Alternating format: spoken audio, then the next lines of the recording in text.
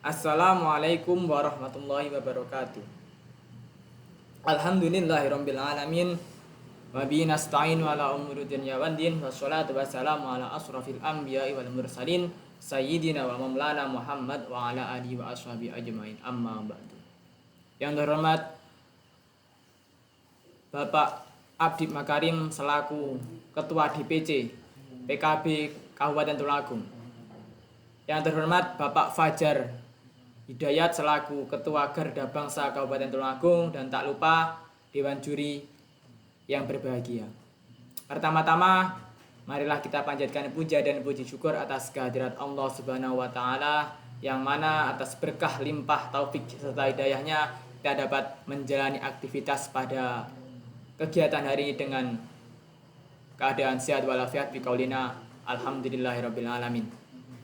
Yang kedua kalinya, salawat serta salam semoga tetap tercurahkan kepada Baginda Agung Muhammad sallallahu alaihi wasallam, yang mana telah mengantarkan kita dari zaman jahiliyah menuju zaman Islamiyah, dari zaman kegelapan menuju zaman terang benderang. Biqaulina Allahumma sholli wa sallim wa barik alaih.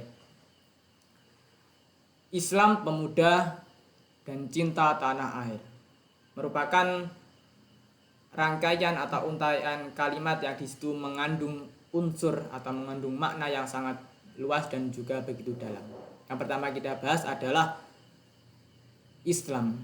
Islam merupakan agama yang dibawa oleh Nabi Muhammad SAW, yang mana beliau merupakan tokoh peringkat pertama dari beberapa tokoh-tokoh yang berpengaruh di dunia. Kemudian pemuda.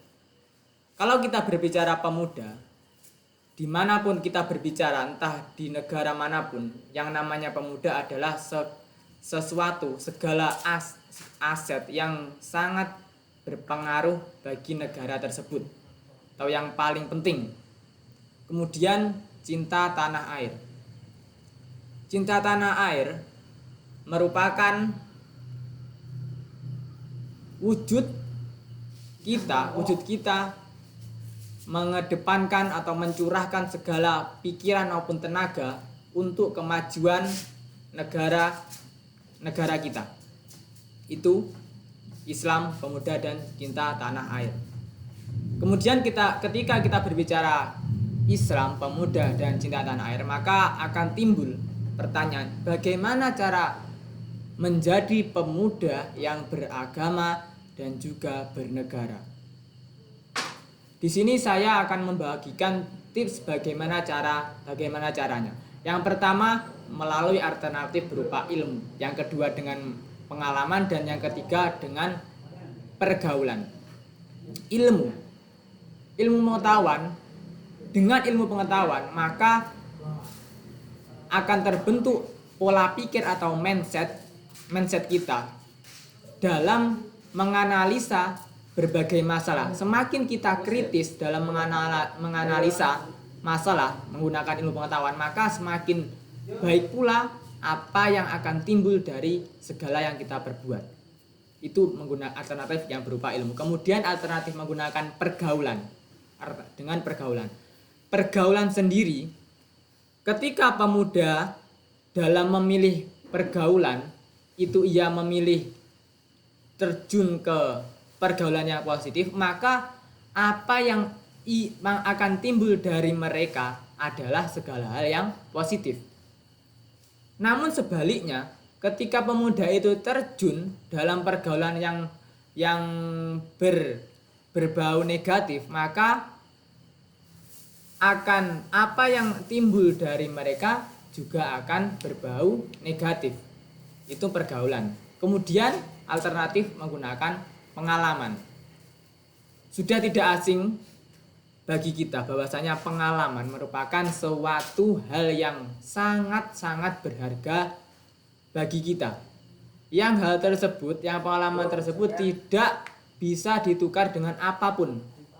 Tidak bisa dinilai dengan apapun. Itu pengalaman. Kemudian saat ini pemuda itu bukan lagi menjadi objek sebuah perubahan, melainkan pemuda itu adalah sebagai subjek perubahan. Yang mana ketika sebuah pemuda dari daerah tersebut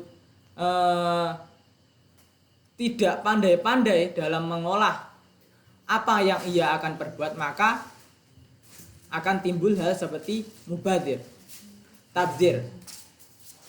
Seperti halnya nazam atau yang sering dalam nazam Imriti dijelaskan bahwasanya idil fatah hasba diqadihi rufi wa kullu man lam ya'taqid lam yantafi.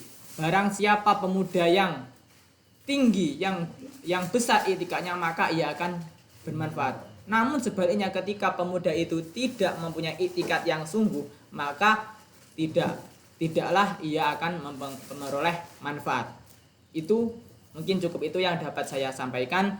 Kurang lebihnya mohon maaf. Billahi taufiq wal hidayah wa ridha wal inayah. Ihdinas siratal mustaqim. Wassalamualaikum warahmatullahi wabarakatuh.